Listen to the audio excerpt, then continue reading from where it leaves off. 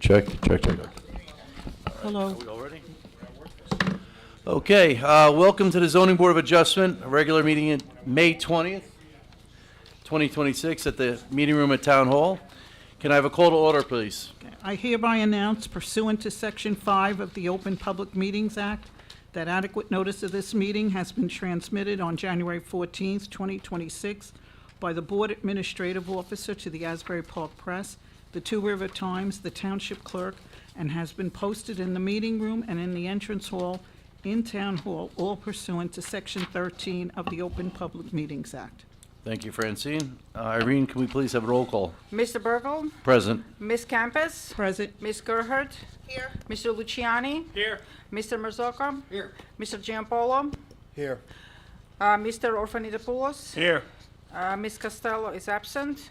And Mr. Arnon. Thank you. We have a quorum. Thank you, Irina. Please stand for the Pledge of Allegiance and remain standing for a moment of silence to honor the military, police, and our first responders, and the military currently serving overseas. Allegiance to the flag of the United States of America and to the republic for which it stands, one nation, under God, indivisible, with liberty and justice for all.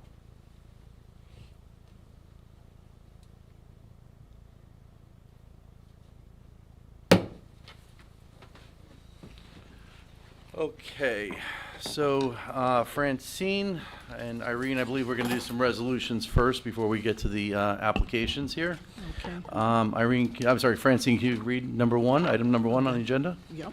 Resolution number 2026-01, Hussein Atulukai and Emily Abdullah Hamid of 3 Beechwood Grove Court, Block 50.13, Lot 7. The variance approval for a pool and patio with a side yard setback to the patio of 15 feet, where 40 feet is required, and within 10 feet to a conservation easement. Thank you, Francine. Did the board all get to review the resolution that Irene sent around this week? Any? That was sent to council as well as to Al, our engineer, and he was the only professional to recall.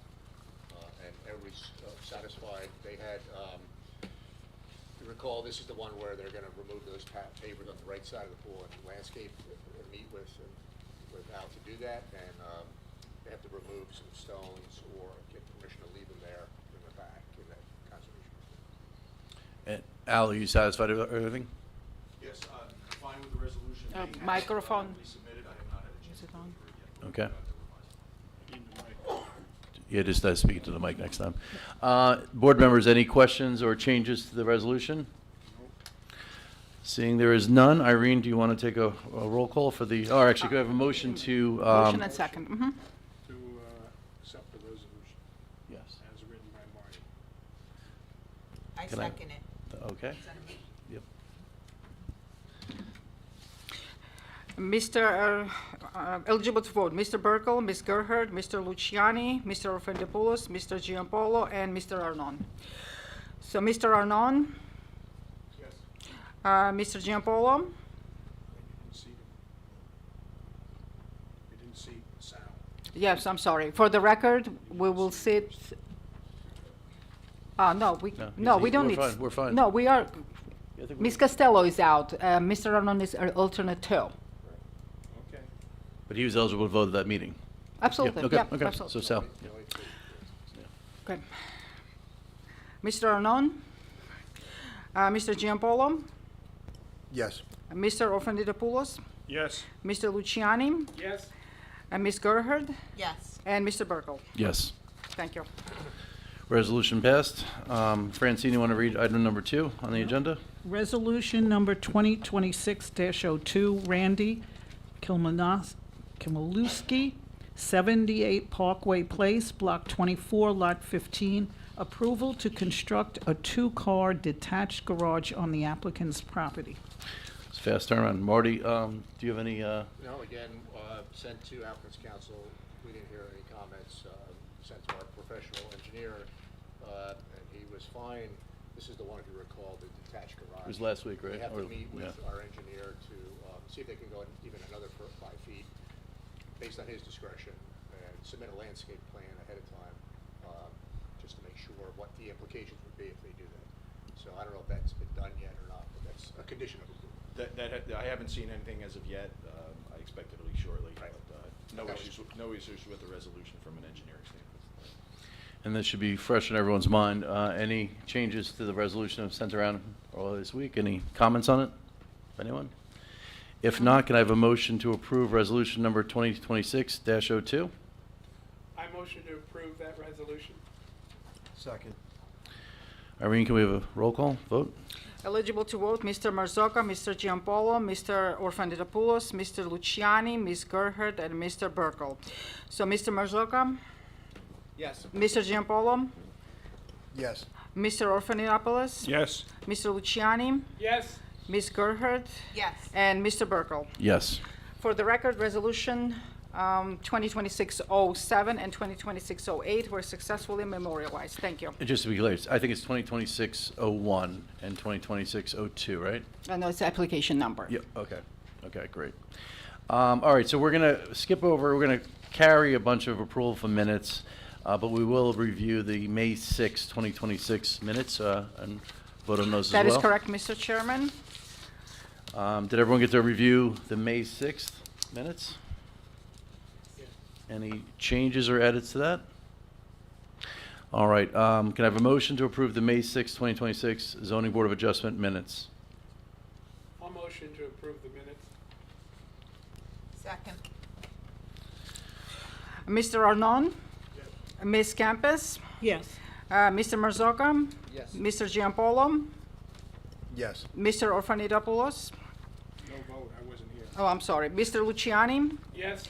Ms. Gerhard? Yes. And Mr. Burkle? Yes. Thank you. For the record, May 6, 2026 minutes were successfully approved. And we will carry the other minutes for approval to the That's next correct. meeting. All right, so now we're going to open up the hearing to, the meeting to a public hearing portion. Where, Francine, do you want to read the first item, well, the only application on the agenda tonight? Okay. Item number 4, Zoning Board of Adjustment, 2023-10, Andrews Management LLC, 125-127 Red Hill Road, Block 21, Lot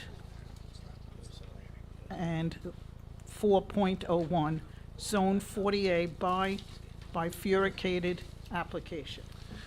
Thank you, Francine. Mr. Alfieri, Kate is not here yet, so do you want to give a summary, just because it's been a while since we heard from you, and just give a recap to the board? There's some newer members up here that weren't here last year that heard a lot of this, so if you can give a recap and drag it on for about 10 minutes? Yeah, so I think, Can I interrupt 1 second? So we should, little housekeeping, we need to swear in our professional who is new to this application, so Al, do you swear to tell the truth, nothing but the truth, so help you God?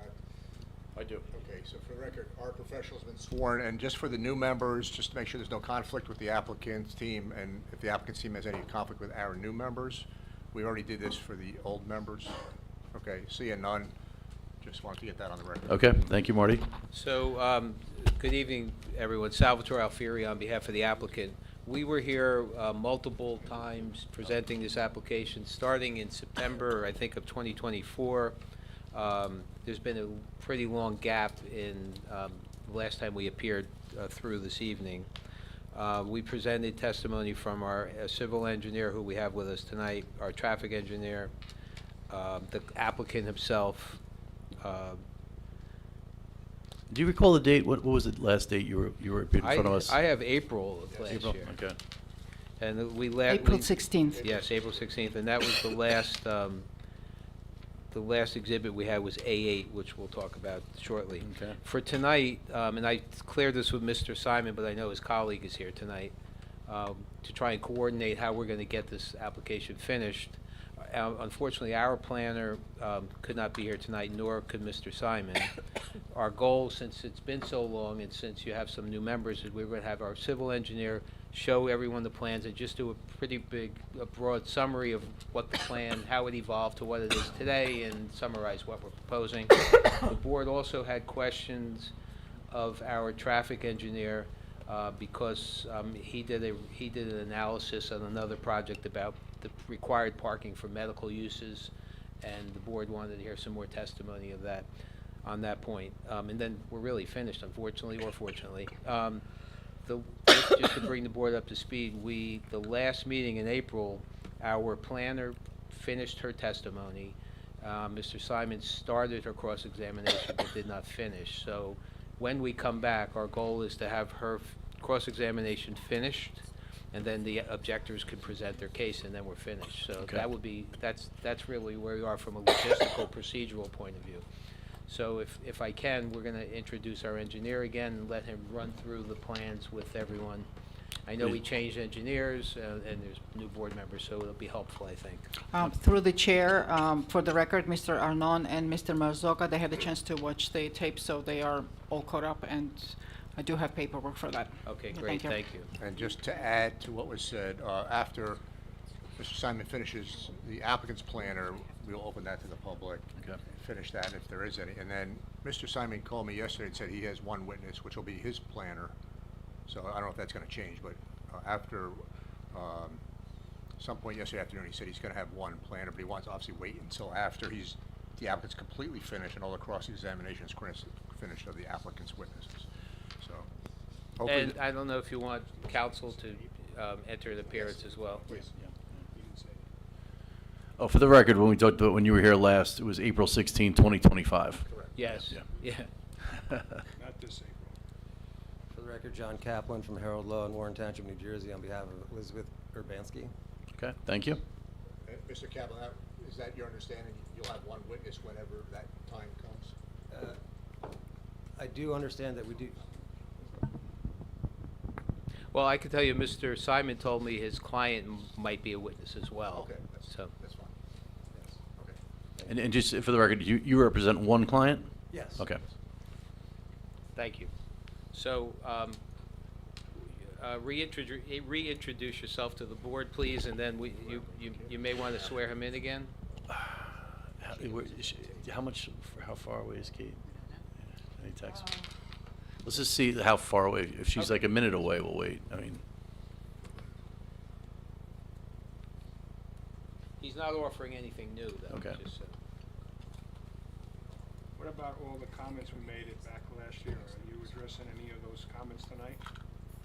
We believe we addressed all your comments through the last witness, the last testimony. When we, at the end of the meeting, didn't we give you like a bunch of items to look into? I have all my notes here. Okay, I'm just asking. Yep.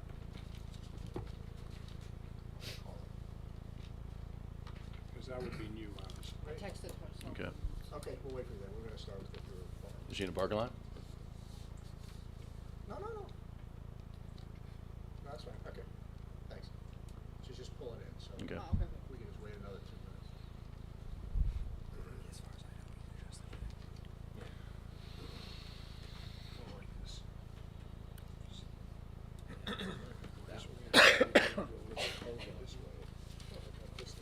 That's my old spot. Yeah. I'll move You over had this close. problem too? A long time. Yep.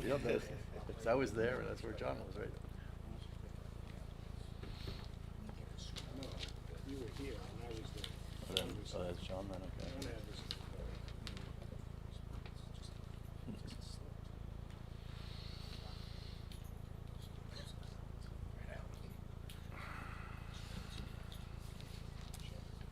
Yeah, there was no issues. I don't think so, Mike. Yes, we advised there's summary testimony. Yes. Same thing. She got some stuff. I think these- Irene, should I pass these out? Are these for, No, I need your signature. Oh, okay, at the okay. end of- Gotcha, Yeah, okay. actually, you can sign off on them if Okay. you want, or after we're done. it's too big, yeah. Oh, I remember that, was I go to the office and chemicals. sign them, Yeah. remember? She has to bring them to get to you. Oh, she one time. I okay, you never did that for me. You made me come to the office all the time. Yeah, yeah.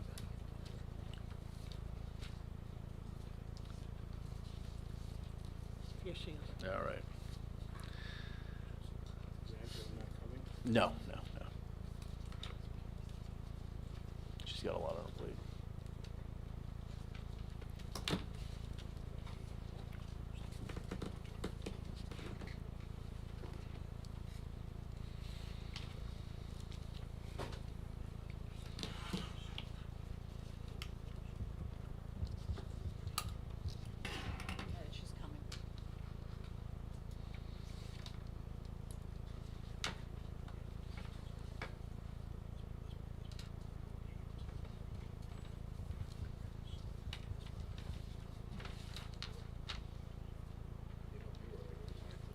Never, no. Hey, Kate. Okay, Kate's here. So, Mr. Alfieri, if you want to get started. Okay. Go ahead with your testimony. Do you want to swear him in again? We can, since we have kind of a year has gone by. Swear to tell the truth, nothing but the truth, so help you God? I do. Again, spell your name for the record, please. Sure. First name Michael, Michael. Last name Wesolowski. It's Weseloski.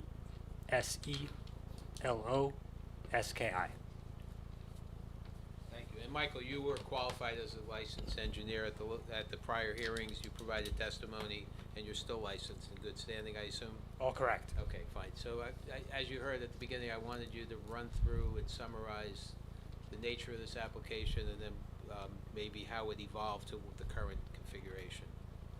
Certainly. And I assume you're going to be referring to exhibits that have been previously marked, correct? Yes, I believe this exhibit would have been marked A5. If you have different, please let me know. This is titled Site Rendering, and it's dated February 19 of 25. Okay, so as you heard, my intent this evening was really to provide a high-level overview of the proposed development as we last saw it. Allow me to zoom in slightly.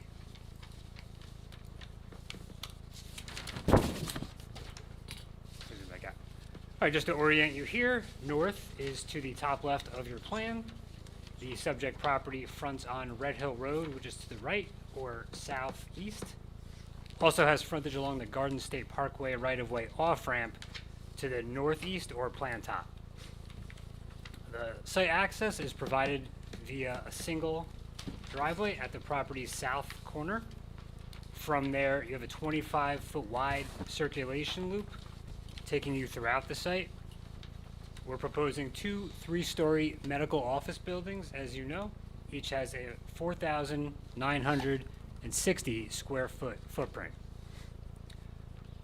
Per prior dialogue with the board and your professionals, we have agreed to reduce the parking to what you see here. This is, in a sense, 108 parking spaces, and that includes 4 EV credits.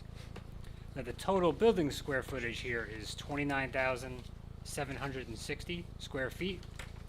That provides a ratio of 3.63 parking spaces per 1,000 square feet of building area.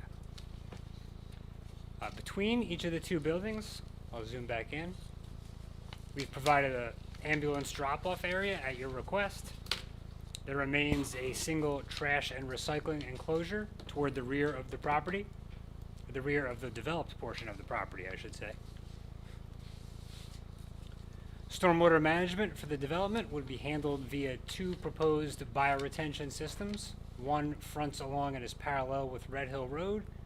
The second is internal to the site, bound by the proposed drive aisles and parking spaces. We also have reserved an area for pervious pavement should we determine that additional stormwater area is required. You mentioned developable portion of the property. Can you give some context of what that means in relation to the entire site? Sure, as we zoom out here, you can see that the property line is substantially further northwest, where this portion of the site is not being developed apart from potentially some berming and landscaping. What's the size of that approximately? Of the property? What's the size of that non-developed portion of land there? Acreage? Yeah, the Bear with me one moment.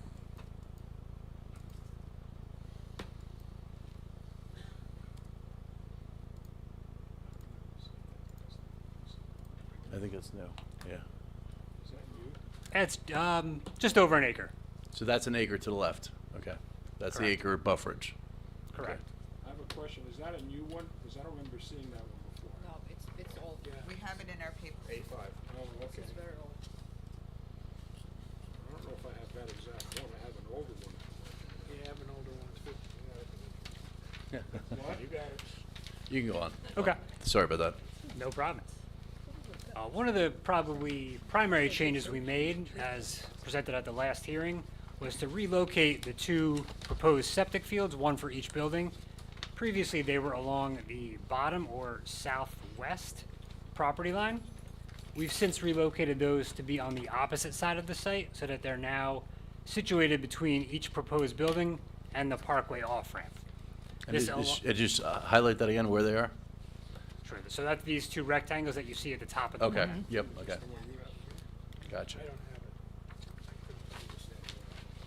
it. This is septic fields?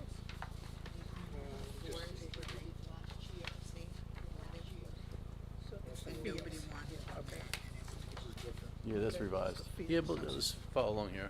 I just want to make sure we have the right one for the record, because I do have one, but this is not That's the it, same. it's marked. Okay. This is A3.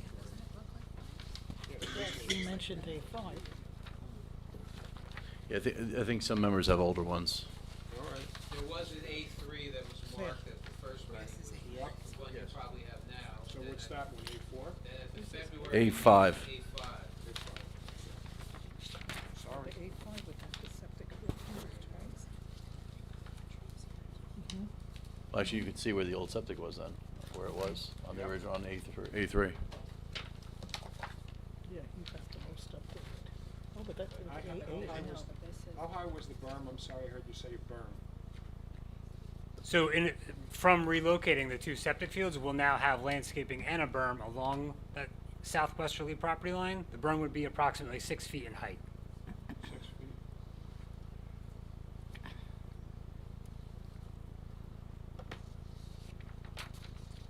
All right, sorry for interrupting you. No problem at all. Do you, after the meeting, could you just work with Marty to resubmit a color rendering of Absolutely. this A5? You can just send it to Irene. You want hard copies? Yeah, if, Okay. yeah, just so that everyone. No, she has it, I see it. She has it. I have it, You have yes. you have multiple copies? No, this is my copy, Yeah, but just if I for have the it, this record. means it was Yeah. distributed to the board. But if you could just email me as well, that would be great. But- Sure. But I'm sure I have it, but just in case.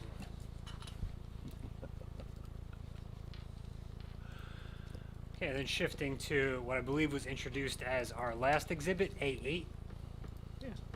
This is titled Dimensional Exhibit, also dated February 19 of 25. This is essentially a zoomed out version of the prior exhibit with several dimensions placed to demonstrate the separation from the two proposed buildings to the surrounding residential structures. And that, yeah, was a question I had. How many residential structures are touching this property? So highlight them. So we have one here. That's not showing up too well on your screens. So bear with me one moment.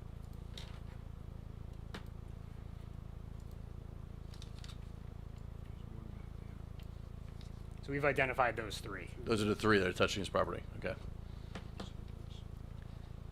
So to plan left, which is northwest, known as lot 3.15, it's approximately 434 feet from that home to the near corner of proposed building A. From that same corner, then in a west direction to lot 3.16, it's approximately 502 feet. And then finally at the bottom of the sheet here in a direction southwest, from the other building, the near corner of building B, it's approximately 682 feet to the residential structure. Then the other building's opposite corner, building A, approximately 765 feet. And just to put that in common perspective, that's about the distance of 2 football fields, including the end zone.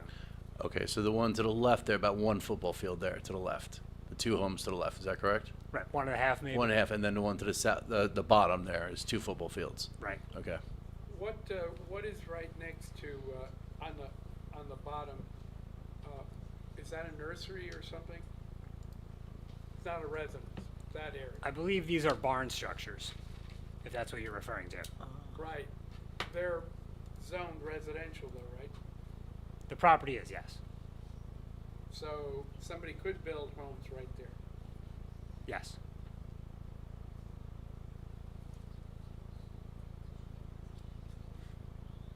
What's the acreage zoning on how many acres you need? Where's that R40B? It's R48. Is it 1 acre? Yeah, 1 acre. 1 acre. Correct. Thank you. That is. That's all we have I'm sure the board has a couple questions. Gene, anything? Yeah, the reason, there's two things needed for a variance. One is that there's a benefit involved for having these particular buildings there. And secondly is no harm is done to the neighborhood. Now, I remember it being stated that there was a need for medical offices in this area because if I remember correctly, because the buildings across the street in Middletown, I guess, were full. Oh, put your microphone on. Is it Close on? to your microphone, just to turn the red button on. The red light's on. Oh, okay, thank you. I'm just talking further away. Usually don't need a microphone. But, okay. But I didn't hear any testimony along the way from anybody associated with that other building that there was an inadequate amount of space available for the tenants who were occupying that building. In other words, they really needed more lab space and more office space, and there wasn't any prospect of buildings close by, and this would be highly beneficial to them. So that's one thing that bothers me a little bit. And this witness is not qualified to Miss- answer Miss- that That's question. true. Sal, may I just say, Mr. Luciani, are you referring to the Sloan Kettering building?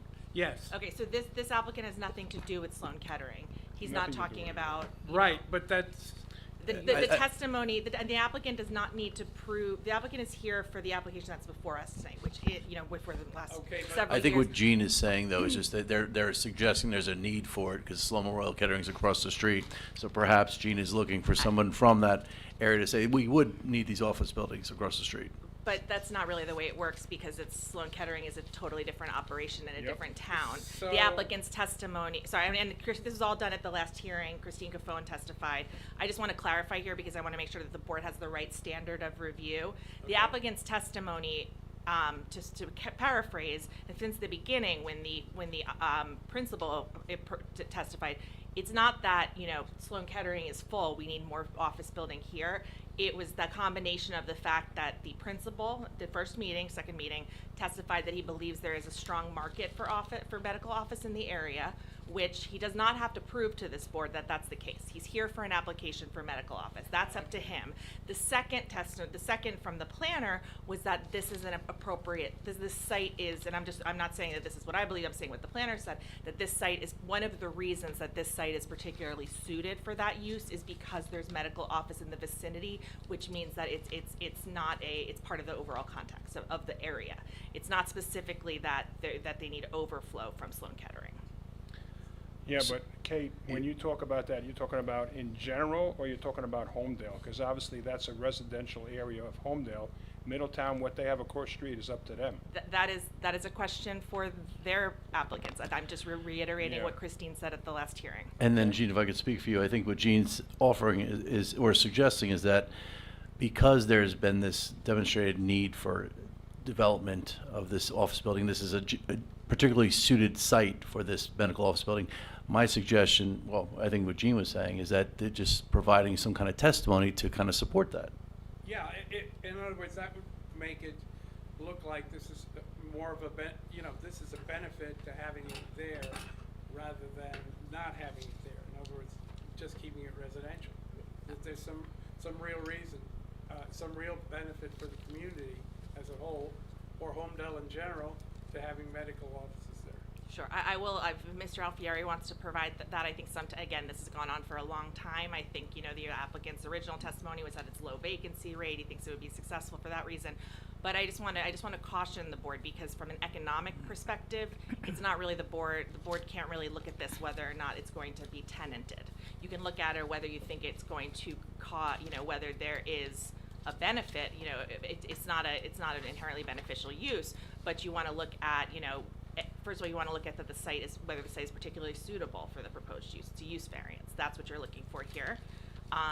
This is, especially because it's bifurcated, so the benefits outweigh the detriments is really kind of, I guess let's say superseded by that it's particularly suited for the proposed use. So we can go over this more before you vote, especially because the planners aren't here tonight. But I just want to make sure that the board state, you know, that you do, like, because from an economic perspective, the applicant does not have to justify why they want to do this. Right. So, Mr., I was going and- to let you respond, Mr. Yeah, Alfieri. and Mr. Simon, in his cross-examination of Ms. Cafone, our planner at the April 2025 meeting, raised a question about vacancy rates for medical offices, et cetera. When she comes back, you could ask her again what you think you need to hear, but I don't think vacancy rates in and of itself is what's required to support the variance, but we certainly would give you the answers to your questions. I know we talked about a lot of this stuff, but we're trying to revitalize our memory, because I know we talked about like other alternate sites about it, like on Beer Street, there's an empty property, why not over there? And there was some testimony about that, but I can't remember it, so I guess we'll ask somebody to recap some of that, because I feel like Gene the same way.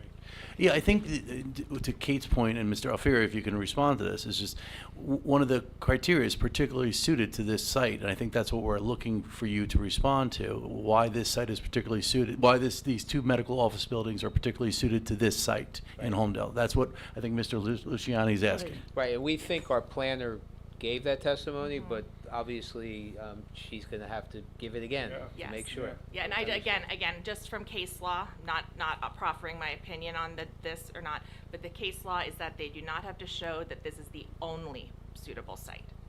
They just need to show that they need to demonstrate to the board's satisfaction that this site is particularly suitable. There can be multiple sites in the township or elsewhere that are all potentially particularly suitable. So it's not, you know, it's a little nuanced at that. So just Yeah. want to be clear about that. I agree with what he's saying, what Gene is saying, that, you know, that's a residential neighborhood. Why should we put office buildings over there and change the whole look of that neighborhood, the whole street scene, having two big office buildings? What's the benefit to us? And Dimitri, that is why they're before the zoning board. So I know that. That's why they're So I haven't heard anything either, like Gene said the same thing. So, Yeah, I mean, think. I know we can't talk about financial, but that's the only thing I could think of. Yeah, I just, Somebody's Mr. gonna Alfieri, I think you should financially be have. taking notes for when your planner comes back to kind of refresh everyone's memories. It's been, over a year ago. These are some of the things that I think we would like to hear from Understood. the planner. Mr. Yeah, and it's Marzo- not something that the engineer or I No, I could know. provide Right. testimony to. We opened it up for all questions, I thought, just now, didn't we? Yeah, yeah. Or is it only engineer related? It's all he can answer. Okay, so engineering only, okay. So, Gene, are you finished? Yeah. Okay. Yeah. Mr. Marzocco? That was my main concern. Okay. Mr. Marzocca, do you have any no questions? I answered, I said I Okay. spoke to. Okay. Mr. Giamballo? Not for the engineer. Ms. Campus? He's coming next. Because I know we talked about a site triangle that had to do with the Monmouth County that you needed to, Well, you could answer that, right? Yes. because there is a traffic concern also. Yes.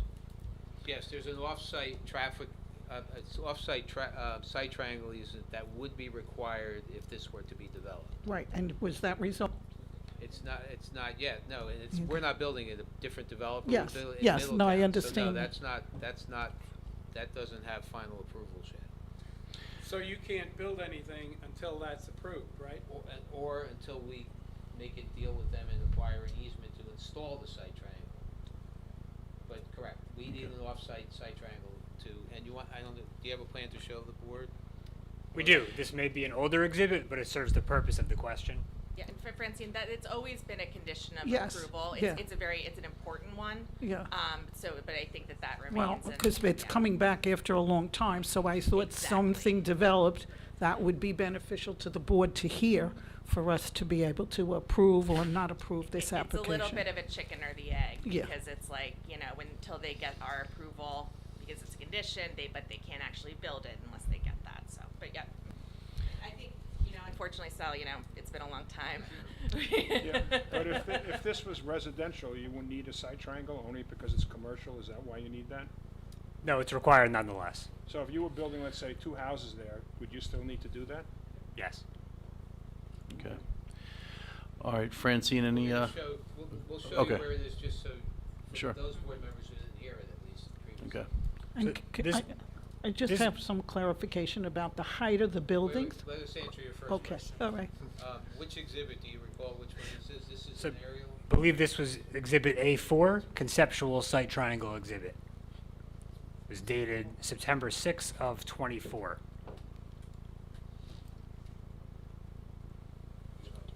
I'll look here. Oh, Do it the other way. Al, when we ask these questions, you could jump in and tell us if you agree with him or not, you know, with the site, what I Yeah, asked for- that question. Irene, I would actually move that one towards the audience and this one towards us. Thank you, by the way.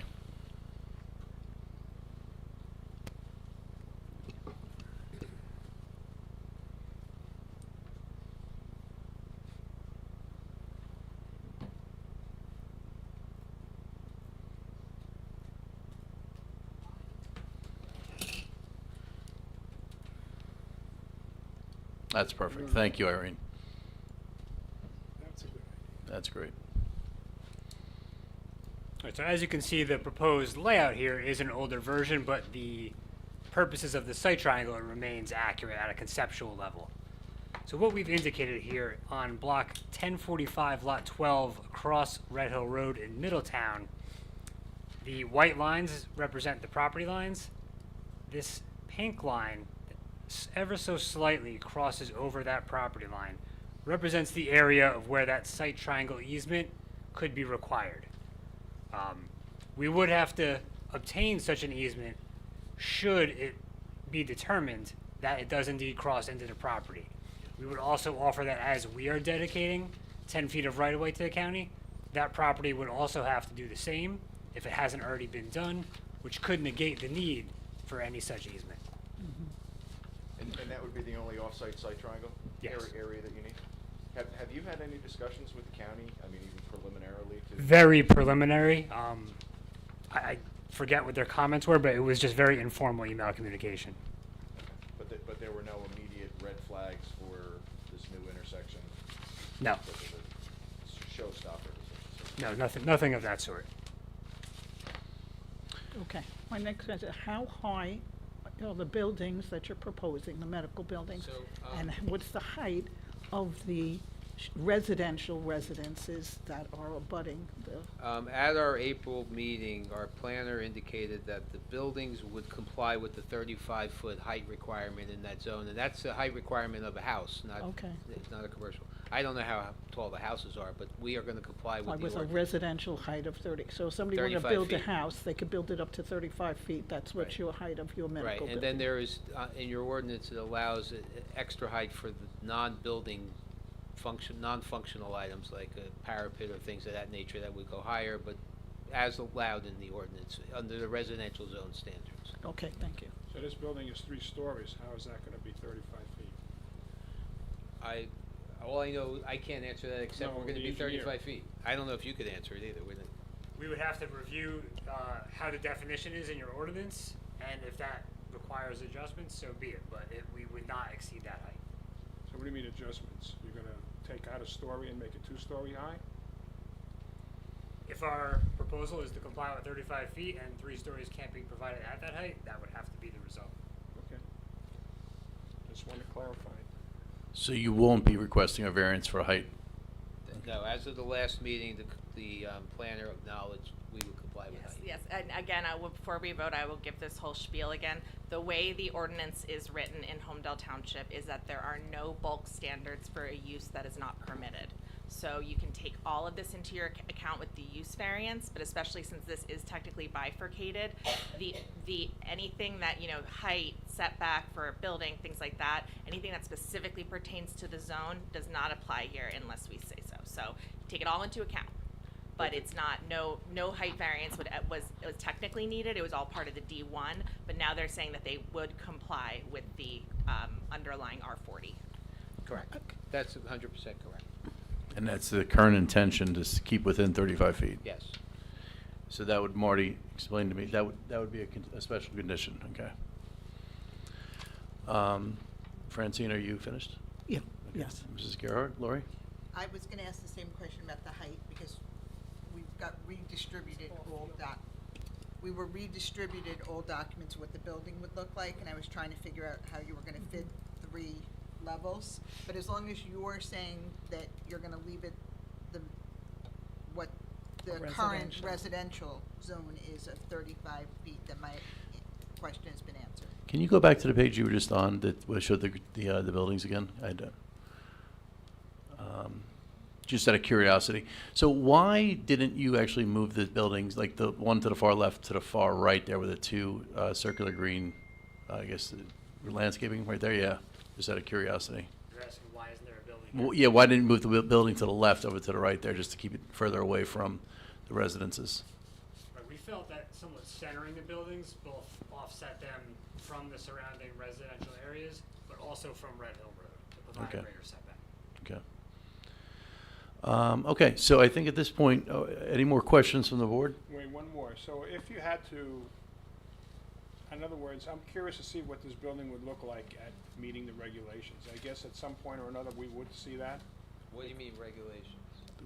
The 35 feet. 35 feet height. And you're saying you're gonna make it work. So I'm curious to know how that would work. So we'll get to see that somehow? If you feel that you need to see that to grant the, don't forget, this is a bifurcated application, and we have to come back for a full site plan, but if you think you need that to make a decision on the use, then we'll give you what you want. I don't know, anybody else feel that way? I do. I think the commitment on the height would be satisfactory, how they make the floors. Yeah, but is what up if they to make them. a flat roof? They are, How's that I gonna look? believe they're proposing a mansard roof. It's so, but that was Christine's testimony, that there will be, because there is an exception, and this was testified to last hearing. I'm just going to reiterate that. This is not my own testimony, but she's correct, is that there is a provision in Homedale's ordinance 30-126, which is intended to encourage non-residential buildings to have more residential type Right. features like peaks and things like that, and parapets that can mimic mansard roofs. So I believe that we'll talk about it again, but in the future, next meeting, but that is the intention here. So the building per definition would meet the 35 feet, and it would also technically meet that exception. So we need to get that confirmed, but yes, and also if the board were to approve this and the applicant were to approve, it would be 30, the building will not exceed 35 feet as measured per township ordinance. They would have to come back with the building measuring 35 feet or less in height as measured per township ordinance, or else they would have to re-justify their use variance because they would not be in compliance. Yeah, but as Dimitri said, they could decide to do a flat roof and maybe meet it. We still can't go higher than 35 feet. Yeah, Yeah, but, but it would but, make it- but it's a totally different, number one, it's I- a totally different look in a residential neighborhood with a flat roof as opposed to something that's got. What I would like to hear, Mr. Yudakis probably has a lot to say about all this. So we haven't heard from you tonight yet. I'd love to hear your, on all the board's comments and questions, your thoughts on what we've been asking. Most of my comments for the engineer specifically, I mean, we're really kind of getting down into the weeds of the site plan layout and tweaks and those types of things. I don't know that I want to get into a lot of my more technical comments tonight because that's not specifically part of the use variance applications that we're hearing right now since it's a bifurcated application. So more of my concerns were relating to the buffering, which we kind of talked about, but more so for traffic. I believe they have traffic engineers here as well. Those are some of my bigger concerns. Well, just because we have the engineer here now, I figured engineer to engineer, some of the things, if we were to go forward, how that 35 feet height requirement what your opinion on that? Like, how would they address that? Or how could they address that? What are the options? Difficult to say without having an architectural plan in front of me to see what they're going to do. We'll save time. We'll provide a rendering of what it will look like. Okay. We have it on the phone. It's not going to help you tonight, but we'll certainly get it to you for next meeting. That was the first. That's the first iteration. It's not. This is the one we just got, yeah. Okay. And then also the impact for the height without having a grading plan and knowing is that area of the site going to be slightly higher? So we may need to look at the buffering and the berms to bring that up to buffer it from adjacent residents.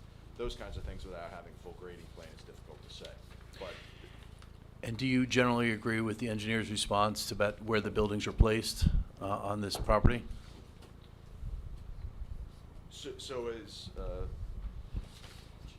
So are you referring to having the buildings further back from the road? As far, yeah, close to the road as Closer to possible. the road? With- Yeah, I- same I- size buildings. I expect there might be some residents here that would want to see the buildings closer to the road. From an engineering standpoint, do I see a big difference one way or the other? No. It's just aesthetically. Yes, yes. Are we looking more for what it's going to look like from the streetscape, or, and I think we do, need to take into account buffering for any residents that are in the area?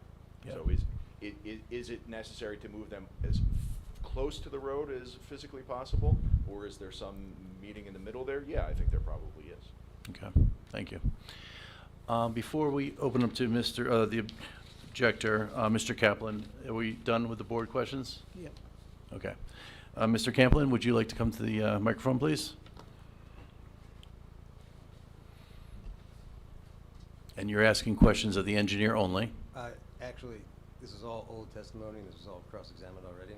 Okay. So I'm not gonna cross-examine the engineer. Okay, all right. Then we're going to close the, the board and the. There may be other members of the public that have questions. Yeah, that's when it's open up to the public now. Oh, sorry. Yeah, so we're going to open up the public to questions only. We're not, no comments. Questions for the engineer. If anyone would like to raise their hands and be heard, please do so now. Okay, seeing that there's no one in the audience in the public that would like to speak, we're going to close the public hearing portion of this questioning now. Mr. Alfieri, did you have anything else to offer tonight? The traffic engineer is present. Okay, yes. great. And while he's coming up, to remind just check with John which exhibit if he needs any. Just the site plan's good. John's testimony was finished as well, John Ray, our traffic engineer, but he did discuss a parking study that he did for other medical uses that the board and perhaps the other attorney may have questions on. So we wanted to at least get that completed, and then we're finished with him as well. Okay, great, great. Just for the record, we'll find possibility. You swear to tell the truth, nothing but the truth, so help you God. I do. You've already been qualified, so. ready to go. We accept your qualifications. Thank you. So John, you heard the engineer's summary about the parking that's being provided with the ratio of 3.63 spaces per square foot built, and then perhaps bank parking if there was ever a need for it. You heard Yes, all that? yes. And then you indicated at a prior hearing that you did a study elsewhere about medical office building parking needs, and I think we just want to close the loop on that. Yeah, we've been involved with this project since 2023. It's been some time ago.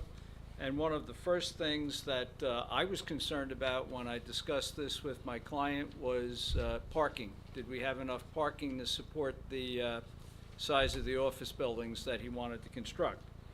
So we recommended going out and doing a parking study of other medical office buildings here in Holmdel Township.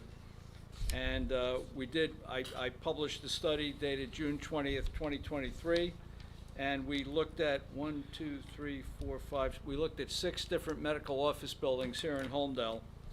I can give you the addresses: 668 North Beer Street, 721/723 North Beer Street, 702/704 North Beer Street, 717-719 North Beer Street, 733 North Beer Street, and 735 North Beer Street.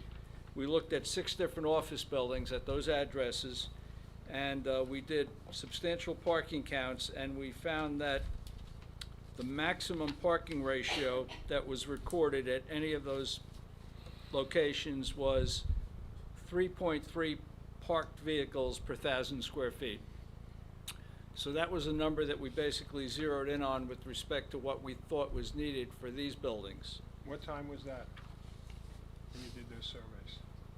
From 10 o'clock in the morning until 3 in the afternoon, when medical office buildings would be generating their peak parking. And so basically, after doing those analyses and looking at what we measured here in Holmdel, and applying those ratios to the, I think it's about 29,000 square feet that we have here. we assumed that we would need approximately 100 parking spaces in order to make the site work. If I'm not mistaken, I think Mr. Weslowski testified that, I don't know exactly what the number of parking spaces is. We're proposing 108 parking spaces, but we can provide more, should the board desire more parking spaces. The 108 spaces that we're providing on the plan that's in front of the board is the minimum number that we can provide. We can provide additional parking. We talked about banked parking at the last meeting. It is my opinion that if I do not believe that the parking spaces will be necessary, I would rather see the parking spaces be banked, leave the space green, no runoff, extra green space if we don't need the parking. But if we do need the parking, we have the ability to construct the parking, and the engineer needs to make sure that the drainage will work. So at the end of the day, I'm confident that we can provide enough parking. This is a bifurcated application. I think the issue of the number of parking spaces that we should construct, should we be fortunate enough to get an approval, is still open, but we can provide more than 108 if necessary. One of the other things I did in the parking study was I looked at the Institute of Transportation Engineers Parking Generation Manual. The ITE is the professional organization that traffic engineers use to estimate how much traffic and how much parking will be generated by a land use proposal. And looking at the ITE numbers, they were pretty much in line with what we measured here in Holmdel. Looking at the ITE numbers, we figured that we would need an average of 3.23 parked vehicles per 1,000 square feet, which was pretty much in line with the 3.3 that we measured here in Holmdel.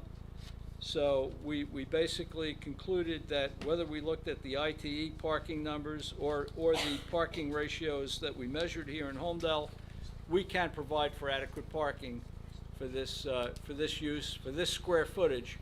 Should the board agree that the application is something that they want to, the use variance can be approved, we can provide for adequate parking based on the Holmdel study that we did and based on the ITE data that we referenced to take a look at what we think we need.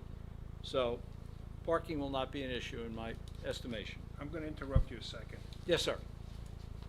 This might sound like a silly question, but it's not, because there's probably board members that have no idea what all this means. So you threw a lot of agency initials, you talked about standards, you talked about comparison.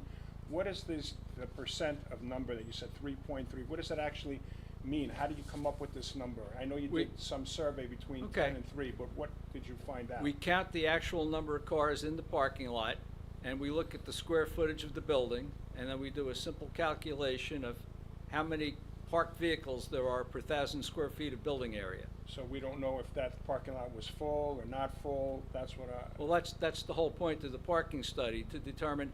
There may have been, a lot of times you'll drive past the medical office building and you'll see a parking lot that's half full. And that's the whole purpose and reason for the parking study, to determine exactly what the actual parking demand is. And the same thing applies to shopping centers, office buildings.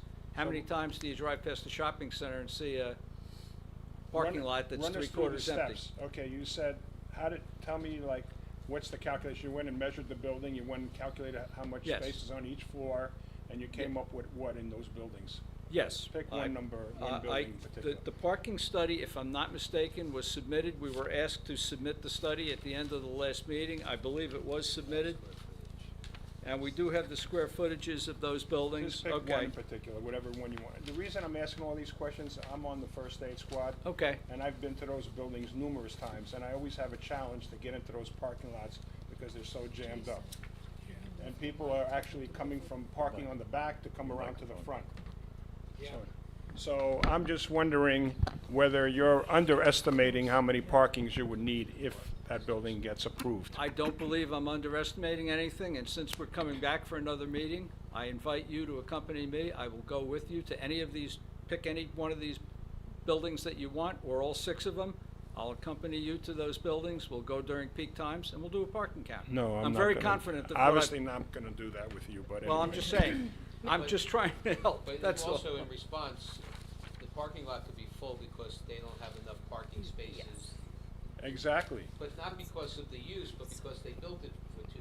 exactly my point. Mr. Ray, if I could paraphrase Dimitri and to Sure. other board members, is it correct to say that the way your study was performed, you basically neutralized the size of the parking lot? You took out, like, you kind of like controlled for the size of the building and the size of the parking lot, we don't have those approvals in front of us, but what you did have, you had the square footage of the buildings on each site. Correct. And you counted the number of cars parked in the lot. Correct. Yes. So that way, it was just kind of a one over the other, and that's, to say that, we can look at those, and I don't know, I don't know I think some of those buildings are underparked, some are overparked, in terms of the ordinance and what it affects that zone. But the idea is that you kind of like controlled, just a way to compare. That's what it is, right? Yes. So, And- so you ended up with what was the maximum, or average of those that you stated? 735 North Beer Street was the building that had the highest parked ratio of 3.3 parked vehicles per 1,000 square feet. But the interesting thing is, of all 6 buildings that we looked at here in Holmdel, they were all relatively close. They ranged from a low of 2.3 parked vehicles per 1,000 square feet to a high of 3.3. We had 2.7, 2.6, 3.1, 2.6, pretty consistent. And how many square feet is one parking space? A parking space is Yeah. generally 9 by 18, so it's 172 square feet. So it's about, you said 200, so it's a Roughly. 5 cars. Well, no, Five they're cars in talking it. about, the building area. Yeah, but the 1,000 square feet. No, that's the building Bill- area, yeah. that gross Not- floor yeah, area. I tried to answer your question about how big a parking space is, and maybe that's not what you wanted me to do. No, that's what I was trying to figure out, because you were saying 3.3. I was trying to envision 1,000 square feet, Well- 3.3 cars, and 1,000, what? Office, okay. Yes, Yeah, I'm the- sorry, Go ahead. The general standard that it sounds like they're using is for every 300 square foot of building, they're providing one parking space, which is a generally pretty accepted standard for a business office. Medical office can tend to be a little higher. To give you an example, let me try to focus in on something that's similar in size to what we're proposing.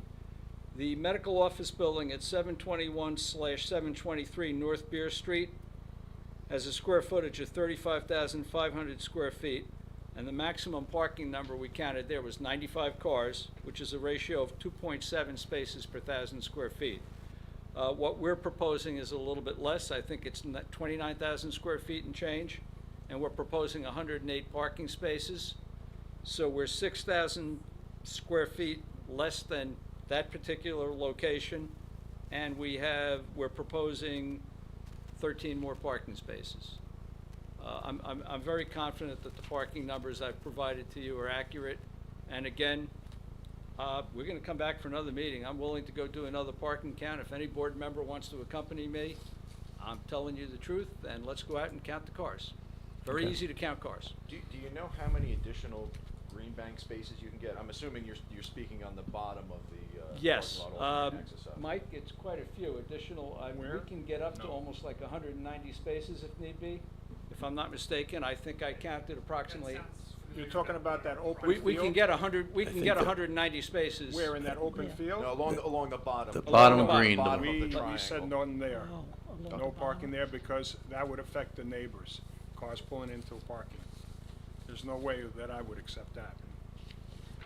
So they would have to, if they wanted to bank them, they would have to go in that back They porch. can go in the back. If we go in the back, I'm looking at Mr. Wesloski's, one of his previous plans. If we don't do the parking spaces along the bottom up near the residential, we can get an additional 24 plus 44 parking spaces toward the back and up toward the parkway ramp. We can get You an mean additional 44 spaces. In the front, where those two green trees are in the front? Is that what you're talking about?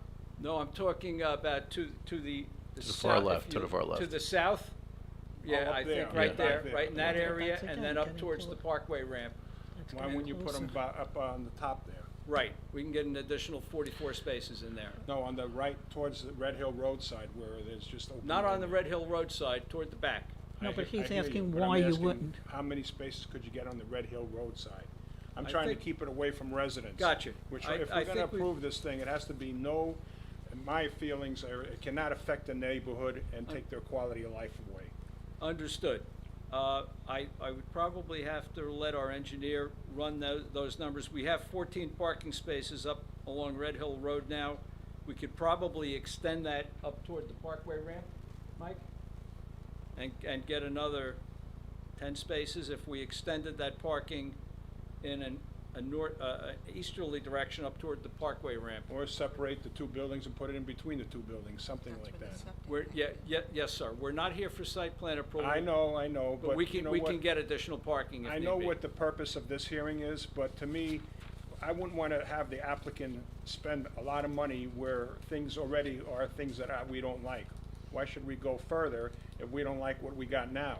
And you say it's not final, but then when final comes, we'll say no, and then he would have wasted a lot of money for nothing. If we don't like it now, why keep going with it? Agreed, That's agreed. the We purpose don't- of this hearing, isn't it? So what don't you like, that we don't have enough parking? Is that Yeah, what you're saying? that's what So all you my don't- questions you are in don't line. think that the medical study establishes the need for parking? I know there's all kinds of statistics that everybody goes by, but I look at reality, where I So drive indeed. into parking lots. Yeah. And I think Gene agrees Can with I me. He's, interject he goes something there as a here customer. about the Go study? ahead, Francine. Because you used, you said you used the hours between 10 and 3. Yes. Okay. Quite honestly, I think most people that go to work want doctor's appointments as early as 8 o'clock in the morning. And that's also when we have other traffic going on, but we're talking about parking right now. So I'm not so sure that there's enough of a scope there, because I know myself, I make appointments after 10 o'clock so I don't have to deal with all the people that are going to work trying to get the early appointments at the doctors. The doctors do have appointments as early as 8 o'clock in the morning 7:30. to accommodate people that are working. I'm willing to do parking counts at 7:38 in the morning. What I can tell you is that I've done literally dozens of parking studies for medical office buildings all throughout the state, a lot of them in central New Jersey. I've looked at the ITE, the Institute of Transportation Engineers data. 10 in the morning to 3 in the afternoon is when medical parking peaks. If you want me to do parking counts at 8 o'clock in the morning, I guarantee you they will be a fraction of what I've counted between 10 and 3. Okay, I'll do it if you want me to. Yeah, I don't want to Yeah, question, but again, I have ju- gone to a doctor that's convinced me to go at 8 o'clock in the morning, and I I'm- could not find a parking space. I'm sure there you can find a situation where that may be true, but I'll go out and do parking counts at 8 in the morning if you want me to. Yeah, But I Miss- can guarantee you they won't be as high as the middle of the day. Yeah, Mr. Alfieri, I think, again, what we're hearing here is just you want to provide testimony to the board members who have concerns right now before there's any kind of vote being taken. So if you could, I don't know if what the cost is involved here, but go to some of these same buildings on Beer Street, 7 o'clock in the morning, and do it from 7 to 10, just to kind of, satisfy some of the board members' questions here. My client indicates he's willing to do Okay. that, so we'll do it. And as I said earlier about And we talked about the particularly suited area, I think just responding to some of these questions, I think is helpful. Thank you. No problem. Wait, just a little bit more on this traffic and parking in that lot, since you're here. So I'm just thinking, and I'll take my hat off First Aid Squad and be a person that goes to a doctor's office. And I'm not that old, I'm 71, but I like to park close by. So these spots that are far away on the other side, I don't see how people are gonna walk there. There's no crosswalks. I know you're telling me this is not a final site plan, but I think you're gonna lose spots in order to allow some kind of walkway to get from that other side all the way to the buildings. And to me, that whole side almost shouldn't even be there. They should separate the buildings and find a way to put more parking near the buildings, so people that are older, seniors that have to get to the building, are not trying to walk with their walkers that long distance there. It doesn't make sense, this layout to me. Again, Mr. Weslowski has done the best he could to put a concept plan together for a use variance application. These are all things, I think the first thing we have to establish is to make the board members comfortable with the amount of parking we're providing. Once we know what that number is, we have to figure out where to put it on the site, which I believe we can do. And the one thing that we also can do is we can direct and actually mark parking stalls for employees, have the employees park at the parking spaces that are furthest away from the building. Yeah. That can be done. That's done on a regular basis. That was actually, I spoke briefly, about site plan concerns I had. That was one of my concerns. I see that basin in the middle absolutely being somehow divided in half, there at least being a walkway Yeah. that goes Something, across there. yeah. And those most likely being employee parking stalls. And again, Mr. Alfieri, I think just, you know, the suggestion that the buildings be moved further closer to Red Hill Road makes sense, with Dimitri's point about putting the parking right there for the folks who have difficulty walking, being closer to the building, you know, is something to take into consideration. I think, again, when you come back to the next meeting, just kind of responding to, I think there's like 3 major points that I'm hearing right now from the board members' concerns. Just another question on Green Bank parking. I'm assuming we're going that way or some additional parking. If we are to do Green Bank parking, I'm assuming you will agree that all of the drainage, buffering, everything else will be designed so that if at any point the Green Bank parking needs to go in, it can just be constructed and there's no other additional work that needs Yes, to be done. I believe our engineer testified Yes. that this Okay. basin was designed to accommodate the potential. Right. Thank you. But where it's gonna go is what I'm We heard, interested yeah, in knowing. we understand. So we'll show you. And obviously, I wanna be far away from any of the residents, the furthest way you can be. We understand. Okay, we've asked a lot of questions, but Gene, is there anything additional you'd like to ask the traffic engineer? Not at this time.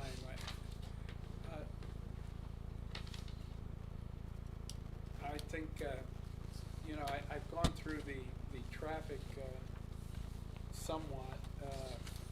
You know, I mean, it seems like, according to the traffic study, that it won't seriously impact the, that particular area in there. However, you know,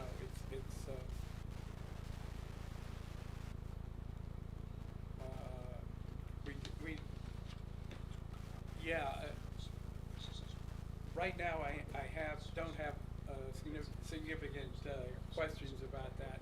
Obviously, some of the assumptions could be different. I mean, there could be more traffic going toward the parkway or less or something like that. But it doesn't look like, one of the things I was concerned about was the turning coming out of the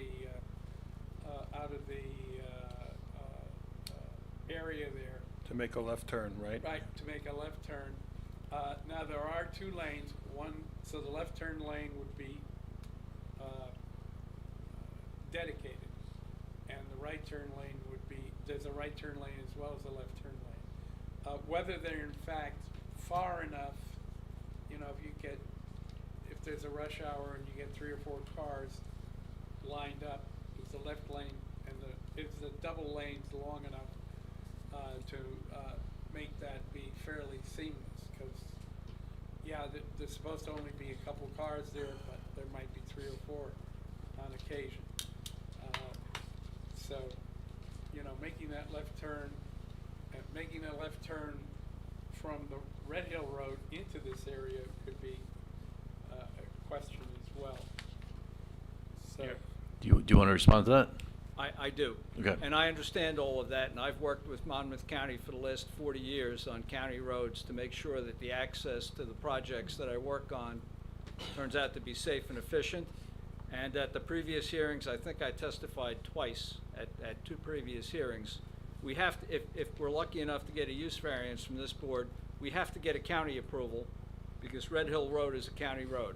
And I testified on previous occasions, it is my expectation that the county is going to want us to do a widening on Red Hill Road in order to provide a left turn lane for traffic on northbound Red Hill Road entering the property. That's my expectation based on my experience with the county. They will require a left turn lane. We will have to provide it. okay. And we can't get a county approval without doing what the county wants us to do. I'm in the concurrent with what Gene is saying. I know we talked about this and you gave us testimony about the turns that would be safe, but I ride this road every morning at 9 o'clock, taking my granddaughter to nursery school, and I pass by this, and it's a fiasco over there. Between the parkway exiting, I don't know how a senior coming out of that parking lot is gonna be able to make a safe turn fast enough to make a left turn when cars are coming over the top of that parkway at 45, 50 miles an hour down that road. To me, it's dangerous. So we talked about it. I know you gave us all the statistics, how there's gaps in the traffic light and all that. I'm not convinced that it's safe. I'm sorry I couldn't convince you, sir, but I don't I'm know a how anybody professional else feels engineer. about I've been doing this for 50 years, and I I got it. will not change my testimony because I can't convince you. I've got the same concern. I'm sorry. I got the same concern as well, because I've passed here many times, and you're basically you're effectively sandwiched in that across the street is Sloan Kettering and its parking lot, and then right next to this site and Sloan, you have cars entering into and exiting the Garden State Parkway. I mean, what kind of widening do you envision is gonna mitigate that? Enough widening to provide for a left turn lane for traffic on northbound Red Hill Road to enter the property. Red Hill Road is a county road, and trust me when I tell you, the county engineering staff does not cut us any slack when it comes to providing safety for access to the county road network. Again, if we get a use variance, I would welcome the participation of the township's professionals to come with us to the county meetings, bring whatever concerns you or the board members may have to the county, and let's work it out with the county. If the county believes that we cannot get a safe access to and from the property, then we don't get a county approval. But I believe we can get it, based on my experience. And again, the township is always welcome to participate in the county meetings. And Dimitri brought up an additional layer here that I wasn't even being cognizant of, is on top of all the other factors we just went over, there's also the fact that that a lot of the time the drivers that will be coming out of this parking lot, they're gonna be seniors, or they're gonna be people who are older or may have. Some of them will be. I'm 74, I'm a senior. All right. I can still make a left turn. I'm not worried about you, I but know. I'm worried about more so in general, how many drivers coming out of, on top of all those factors, coming out of that parking lot are going to be able to navigate that as well. I think that's an additional factor. on top of this. I do understand the concern, and in response to that concern, at the previous two meetings, I did testify that we did 2 gap studies. Back in the fall of 2023 and again in the fall of 2024. We have to do another one, we'll do another one. I encourage the township to participate with us. The gap studies all showed that there are adequate gaps in the traffic flow on Red Hill Road to get the left turns out of that driveway. A lot of that is due to the fact that we have the signal at the Garden State Parkway off-ramp, and it periodically stops southbound Red Hill Road traffic. That helps provide some of the gaps that we're looking for. And the gap studies show that we have adequate gaps to get the left turns out. Trust me when I tell you, if I didn't believe what I was testifying to, I wouldn't be here tonight. I'd probably be home watching the Yankees lose again. Yeah, but it's not that we don't believe what you're saying. I It's just that understand. I live here and I take that road and I see what goes on. And I know we talked about it last time because I brought up Bell Works, and now it's 100% occupied. You should see how many cars are lined up in the morning going, or in the afternoon going to the Parkway, because that's the way to get to the Parkway. So I don't see the gap study that you took. We talked about it last time. I know I'm bringing up old stuff, but I'm not happy with that situation. To me, there's a lot of cars there moving, and we're adding more obstacles. And if I put my other hat on, the first aid squad, I've been to numerous accidents, people coming out and not getting there fast enough out of the way of the cars flying down Red Hill Road. And I'm thinking that this is just another item that's going to be a cause for people to get hurt over there. And Mr. Fiore, this is again something I think I've been saying throughout the meeting. This notion of particularly suited, I think you need to address why this location, to the board members again, is particularly suited, like North Beer Street. I think what you're hearing from John and Jean and Dimitri is the North Beer Street locations, the medical office buildings there. Senior citizens can pull out nice and slowly onto North Beer Street and not be worried about this line of traffic coming from Bell Works, or coming from the other direction, from the Parkway too as well. But there's the Middletown access point there crossing the Parkway. So again, what I'm just suggesting to you is to make the case of why this is particularly suitable, this location, versus and comparing it to North Beer Street with the light traffic that's over there, and with senior citizens trying to make a left-hand turn or right-hand turn out of that. Do you want to respond? I do. Okay. The only reason why we studied the locations on North Beer Street was not to see how easy it was for the traffic to get onto and off the property, just to see what the number of cars that were parked there in relation to the size of the buildings. That was only for a parking study. But I think it's a good point, though. I That's agree. where a lot of the medical office buildings are. I agree with you. It's easier to get out on North Beer Street. Yeah, yeah. And I think I'm repeating what the comments and concerns of the board members over here. Just, and again, to Mr. Alfieri, the point of the first point, the particularly suitable, that's I think the point you need to address. I understand. And the other thing is, if you take a look at Sloan, they have restricted turns. You can't make left or right turns.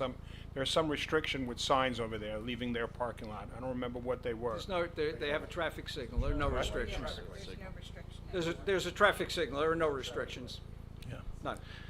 And in order to make a left turn, you use the jug handle. You take the ramp that goes onto the Yeah, southbound that's what parkway and it it is. You have splits. to go all the way around. Yeah. Right. Yeah. There's no restrictions. We did skip over Mr. Marzocco, and I want to make sure everyone's able to. okay. No Okay, questions. you're good? Okay. Ms. Kempis? Well, it's getting off a little bit of the traffic thing, but talking about the parking spaces, this banked parking, if you had to now develop that for spaces, and forgive me because the application's a long time, how does that affect the impervious coverage on this site? The more Like, in other parking words, spaces- if you just have the same spaces and you say, well, we've got bank spacing, and you are within the impervious coverage, if you had to use those bank parking spaces and develop them, would the impervious coverage still be within the limits? Yes, my understanding is, and I think Mr. Weslowski testified to this, that if we had to construct the bank parking spaces, we could still make the drainage work, and correct me if I'm wrong, Mike. Yes. Okay, The answer is yeah, yes. it's just, because it's a Yes. long time ago, I just want to make Yeah. sure. Thank you. Understood. Thank you, Francine. And Mrs. Gerhardt? No questions? Okay. At this point, I think the board has asked all the questions. Yeah, no, I was going to get there next. The board is done asking questions. Mr. Camplin from the objectors, if you'd like to come up to ask some questions to the traffic engineer. Again, for the record, John Kaplan from Harold Law in Warren Township, New Jersey. Good evening, Mr. Ray. So your parking study's 3 years old, correct?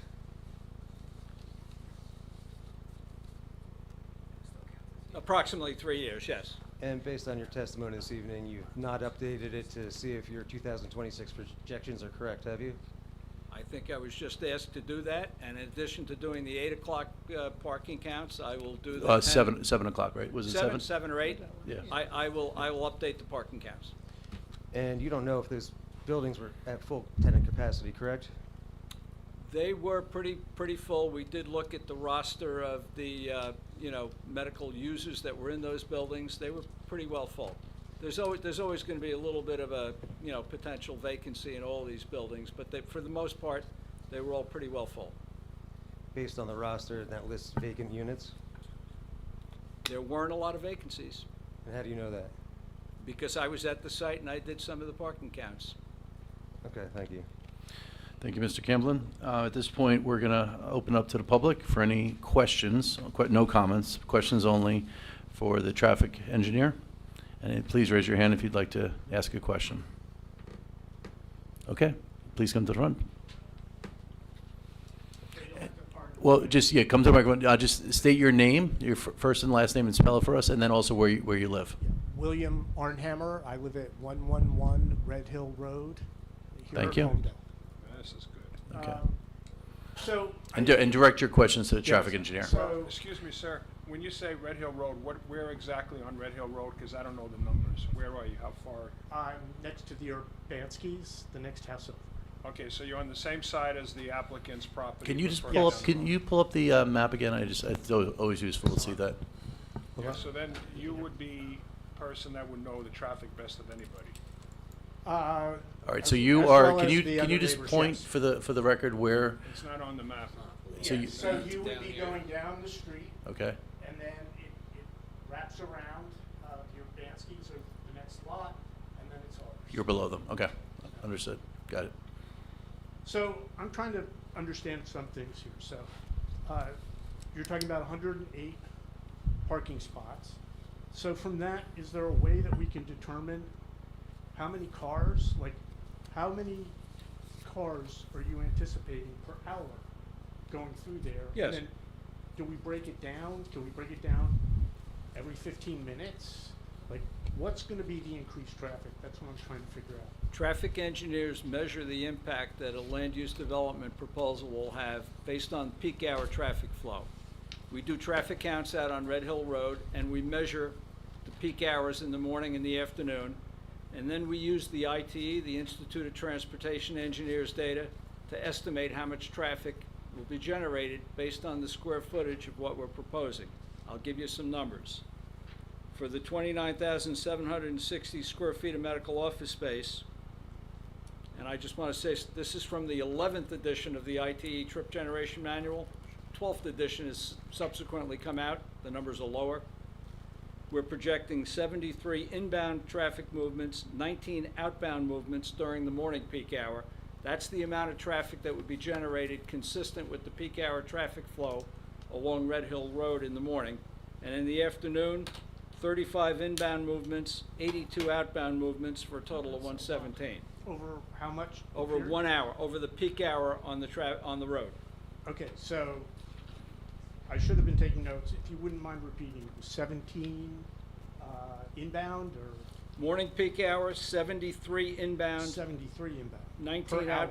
19 outbound, total of 92 driveway movements. So they're gonna be there longer than an hour, perhaps. That's why. I'm just These trying the- to understand. And I'm trying to explain. Right. The numbers that I'm giving you are based on actual traffic counts that have been conducted at medical office buildings, literally hundreds of studies that have been compiled by the ITE, summarized. The data and the numbers that I'm giving you are accepted by the NJDOT, by the Monmouth County Engineering Department. They're very accurate. Right. And there's a report that Mr. Ray did that's on file Right. here that has all this information if you want to get a copy. If I could just add, your typical, for use like this, your morning peak, more people are going to be going there because you have employees Right. who are reporting for work. And then your afternoon peak hour, more people are going to be exiting because everybody's going home at rush hour. That is correct. That's why those numbers are different. Right. But that's, so you're including that in your traffic study, and when you update the traffic study, you're taking into account based on other buildings. It has nothing to do with the amount of parking spaces here, which I also would think would be part of that metric. Well, there are two metrics. There's the traffic generation and the parking generation. We look at both. Right, and they're related but somewhat separate. Okay, Yes. so back to the parking, 108 spaces, you're saying that's based on the amount of square footage that is required, or the requirement would be based on the square footage of the buildings? Yes. Okay, but we don't know if those buildings are 2 or 3 stories. So how do we know what the square footage of these buildings are gonna be? Well, right now, we're proposing 29,760 square feet. If that changes and becomes something less, then the parking generation would be proportionally So the less. footprint would remain the same, you're not gonna change? If this were approved, we can't build more than 29,000, whatever that number is. So 5,000 square feet per floor, times 3 is 15,000 per building, 30,000, right? So 5,000, how many, so just on average, and you might ask your client, so 5,000 square feet, how many medical office buildings could you get? 2? Okay, so 2 per floor. So 2, 4, 6, 12 offices with patients coming and going. 6 practitioners per building, roughly 12 total. Correct. Okay, but doesn't that drastically change whether it's 2 or 3 stories? That's what I don't No. understand, how you No. can. It's the square footage that counts. Each floor is gonna have a square footage. Yeah, 5,000, it'll be, I don't want to testify for you, but Right. yeah, I'm trying to back into Okay. this. I just care about the square footage when I do parking calculations. I don't care whether it's 2 stories or 3 stories. It's the square footage that relates to the amount of parking that we need. Okay, I'm still not understanding, because the buildings, we don't know, they're gonna be the same dimensions as in this plan roughly. We don't know if they're 2 or 3 stories. We're How do proposing- you know how many? We're proposing 3-story buildings right now, if I'm not I think that's the assumption, Okay, we, so that, each- It's a I 3-story think that's the, building. we should go use the assumption that it's gonna be 3 stories, 5,000 per, Right. per floor, which the applicant has explained is 2 medical office buildings per floor. That's 6 in one building, 12 altogether. We said 6 practitioners, and, I mean, I don't want to testify. Yeah, Okay, roughly. So 12 feet per floor, Mhm. but not quite, because it's 35, not 36. Yeah, yeah. Okay, but that's not you, that's the other engineer. I'm not an architect, I just Right. count cars, yep. Okay, thank you. Thank you, thank you. Can I Good just questions. follow Yes, up? Dimitri, I'd go like ahead. to follow up on this gentleman's comments. I realized that this study, I looked at the date, was done December 8th, 2023, which is a Friday. So not only was Bell Works way less occupied on that time of year and that type of a day, is probably about the least traffic that would be on that road. So to me, if this was correct, I know, for example, on Wednesdays is a farmer's market. Bell Works parking lot's packed, if anybody's been there on a Wednesday. Well, how do those people get on the parkway? They have to go down to 114, as close as exit. So to me, this study is not accurate. I'm sure it was accurate for the day he did it, but realistically, it comes down to real life situation. And I'm surprised that gentleman didn't speak more of the traffic, because he lives there, he sees it, that this is underestimating how much traffic is really on that road. Sir, could you give me the dates again that you referenced, because I don't see them? I looked at the date on here. Is this it, December 8th, when you did this That's the report? date of the report. That's the date of the When did report, you do not the that study? that the counts were done, wait a minute, see, this is part of the problem. The counts were done in September. If you look in the appendix and look at the dates the traffic counts were done. September what? Was it on a weekday, a Yeah, weekend? What yes, day of the week? yes.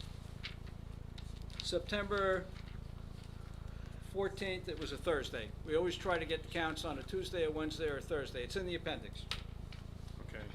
It doesn't change what I'm saying, because I'm the sure it doesn't. Bell Works is very much more occupied. It's 100% occupied now, with tenants and people and events that are running there all the time. 3 years ago, I'm sure all the board members are familiar with it, it wasn't like that. So this traffic study is underestimating what the real traffic is on that road. I disagree with you, sir, but I think there's nothing I can do to convince you otherwise. No?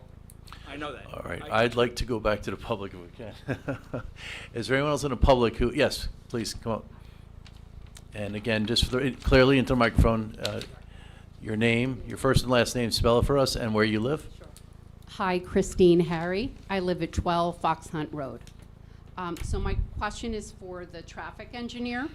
I'm going to form everything, it has to be in the form of a question. Are you aware that drivers coming in and out of Memorial Sloan Kettering don't always follow traffic laws and Well, let 'em- make let- illegal turns? You know, I'm sure they have a lot on their mind. They're not familiar with the area. I drive on Red Hill Road multiple times per day, almost every day, and this is something that I see.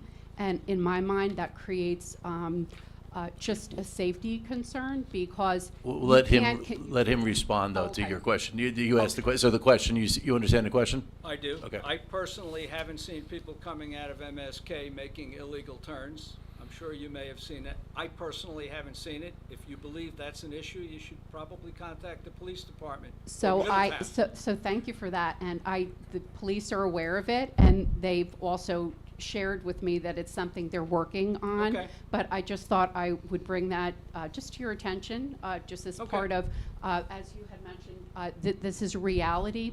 I so appreciate the science and math that goes into the calculations that you're performing, but when it comes to real life and being a New Jersey driver for over 40 years, I also have a lot of experience with how the roadways work.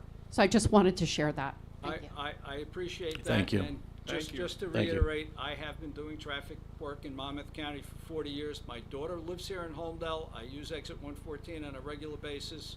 I am not unfamiliar with the local road network. Okay. I'll just say that.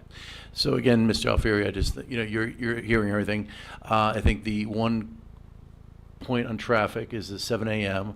I think Mr. Orfanatopoulos is bringing up the point of updating the traffic survey from 2023 to something more current in 2026, if that's okay with the applicant. This is, again, what I think is to appease the board questions, to refresh some of the analysis that was done. I have detailed notes. Okay, great. All right, so is there anyone else in the public? Yes, okay, great, come on up. Same thing applies, just please state your full name, spell it for the record, and where you live. Sure. Hi, I'm Crystal Hall. I live at 111 Red Hill Road with my husband. And I would love, sir, It's a question, right? Yeah, it's a question. As part of our traffic study that we do, I would really like to know how many accidents happen on the section of Red Hill Road from the Parkway down to Crawford's Corner. Because I live there, and since I've only been there 4 years, and there's been an accident every year. More than So that. Well, I think that might be something to look one into. accident a year wouldn't be bad in that stretch of the more road. than But that. in order to get that data, you would have to contact the Homedale and the Middletown Police Department in order to get that data. I don't have it. Okay, well, but I do think it's something we should all be aware of as we add more traffic to that area. Thank you, thank you. Mr. Alfieri, I don't know if you want to take note of that as well? Okay, Took great. note of everything. Okay, thank you. So when we come back, we just kind of address all these concerns, to the public and to the board. I think there was one more question out there. Please come on up. Same old procedure. Full name, spell your name, please, and where you live, and speak clearly into the microphone. Hi, Jen Ashkar, 21 Spring Valley Drive. I just thank you all for asking the questions that you're asking. I think it's great. I think there's been a lot of good discussion today, especially Francine. I wanted to just go back about the impervious coverage. I'm a little confused. I just want some clarity because I know Yeah, that so that was the other gentleman, though. can bring him Okay, back. do you want to bring him back well, up? it has to do with parking, so Okay. I just, it's my understanding that the impervious coverage was at 37% and then went, at one point, maybe in an engineer's letter, it said 45%, and then there were parking spaces, the parking spaces were reduced to get to the current 26%, where 25 is allowed. So I'm confused how you would add back in, I think you said up to like 82 parking spaces and still meet that impervious coverage Well, the requirement. percentage, if we add parking spaces, the impervious percentage will go up. I think what was testified to, that the stormwater management system was designed to handle it. But certainly the percentage goes up because we're adding more impervious coverage. So you would be beyond where the 25% is allowed? I think Is she's that- asking if you add parking spots, you're Yeah. going to decrease the impervious coverage. 'Cause We're you're, gonna increase. No, you're Increase, increasing. increase. Increase. Increase. Yeah, there, That's so- what I was Pretty- asking. I Isn't think you that not testified allowed? that it wasn't gonna increase it. Yeah, that's No. what I'm asking. I'm just confused. He That's all. didn't testify to that. What did He he did say testify that. to? No, I think he misunderstood the question. His answer was that the stormwater system would be designed to handle it. He didn't Right. he didn't comment on the percentage. He doesn't know, you don't know what the percentage. I have no idea. Yeah, but that's what Francine was asking. Yeah, I yeah. wanted to Yeah. know what Misunderstood would the that question. would do to the impervious coverage limits. We on don't the- have that calculation, but we can certainly give it to you, because Yep. you wanna see where they're gonna go, so the engineer will come Yep. up with what that If percentage is. currently on what you're recommending, I'm just giving argument, and you're at 29% impervious coverage, and adding those spots, It'll go up. it'll go up. It It'll may go not up. be acceptable to have that, So- whether the stormwater. No, manage- the testimony is the stormwater will work. What we don't know is what the percent, at least neither Yeah, John I or think we'd know. like to know. I guess Maybe my your question is engineer if the knows. impervious coverage goes up and it's after the fact, like you have to use those bank spots, how would the board accommodate that variance? Like you're gonna approve it Well, for you're 26%? assuming there's a variance. Is that, Not I don't, too maybe late. I don't understand. Oh, Jen, Kate- I Kate- can- Kate I can respond to answer. this. So, okay, so there's a couple things here. One is that if they were to propose a plan that included potential banked parking spots, the plan that was approved, whether at the use variance stage or at the site plan stage, that would be part of it. It would include that percentage. It would have, as mentioned, it would include any kind of drainage, any kind of stormwater management. That would all be baked into that plan, whether or not they ended up ever using them. The second part, and I know this is confusing. It was confusing to me at first as well. The first couple times this came up, the way the Homedale Township ordinance is written, in most zones, but it comes up the most in R40A and B, is that if a use is not permitted in the zone, there are no applicable bulk standards. Even for impervious coverage, it's all just for, if you look at the ordinance, you'll see like categories. It'll say like, here's what you can do for single family. Here's what you can do for single family cluster. Here's what you can do for a church. There's nothing else. So what I recommend to the board, the same thing as I did for the height, It is not to say that they can do whatever impervious coverage they want. The consideration as part of the overall use variance case includes what their impervious will be. So, for example, I believe that the plan that's up there now is 26% impervious, where 25% would be permitted for residential. Does that include the? No, spots? that does not. That does not. So how would they, if they come back later and need to add spots? They would go up. Is it just excused, like there's No, it's all for the board's consideration. The board has kind of, I think that would be part of their balance about when they look at whether to approve or deny this. And I think it's a fact that if there were bank spots added, the impervious coverage would certainly go up. And that would be, we don't know what that number would be, but it would probably not be the 45%, I believe, that their very initial application had. But again, the board has to look at this holistically, and it's like say they're inclined, so say someone, they're reviewing this application, you'll hear the testimony, and it's like, say someone's in favor of the application, and they think that they need more parking.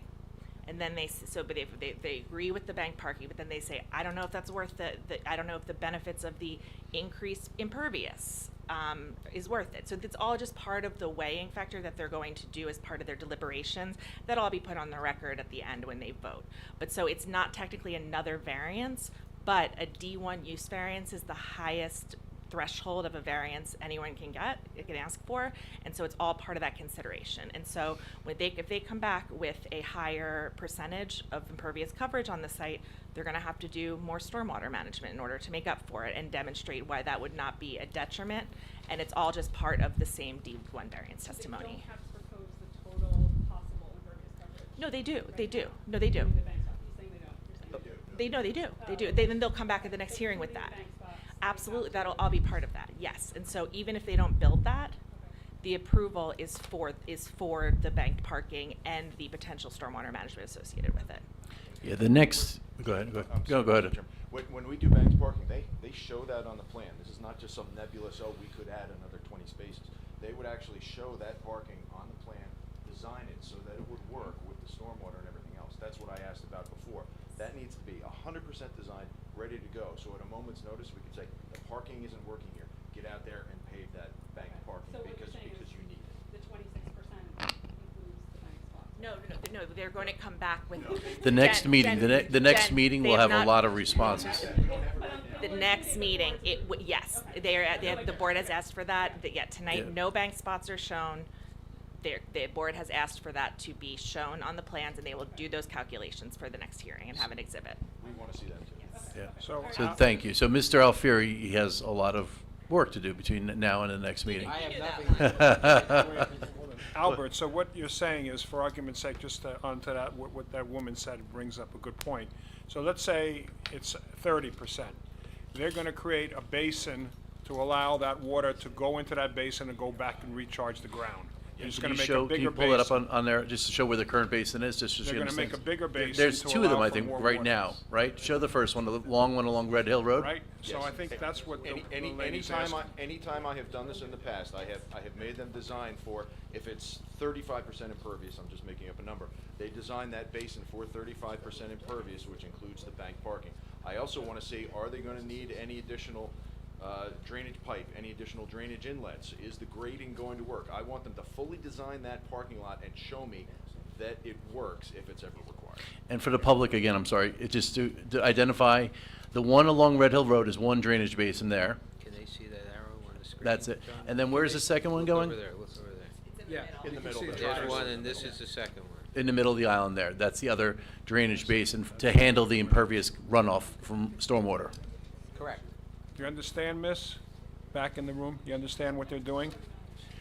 Well, no, thank you for your question. These are all great questions. That's a good, very good Essentially, question. they will have to be fully and appropriately sized to accommodate the maximum coverage that were to be approved on this site, if everything was paid. 100-year storm?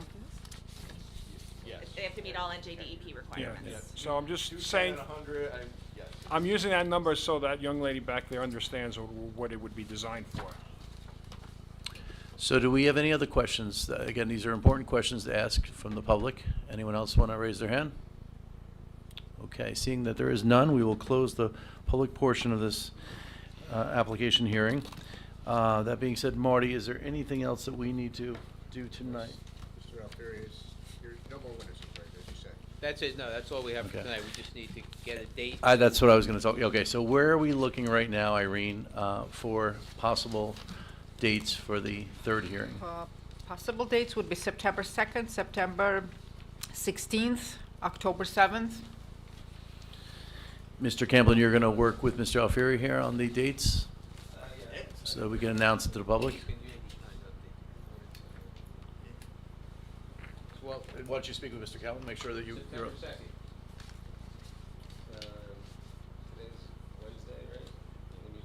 Yeah, they're always Wednesdays, yeah. That's Labor Day weekend, isn't it? No, Labor Day's the next week.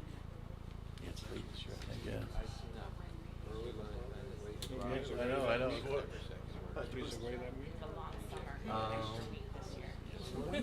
I'm asking. September 2nd.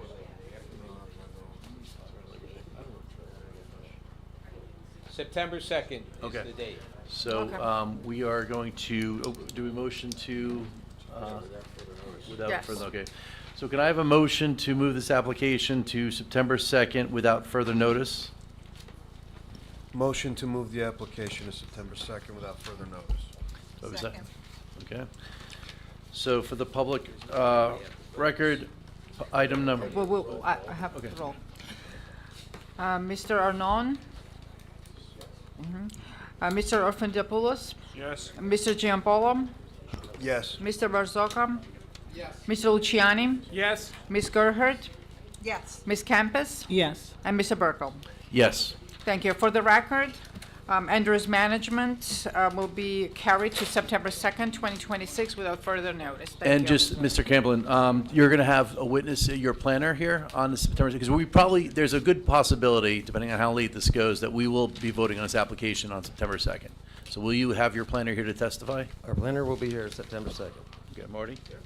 Okay, good. That's good. Thank you. Thank you, everyone. Thank you. Good night. All right, Doing the minutes now? no, I think we're going to do the minutes next time. I think no professional, do we have any professional reports, Mr. Yudakis and Mrs. Keller? Not tonight. Okay, all right. Then on that case, can we have a motion to close the meeting? I'll make a motion to adjourn the meeting. I'll second the motion.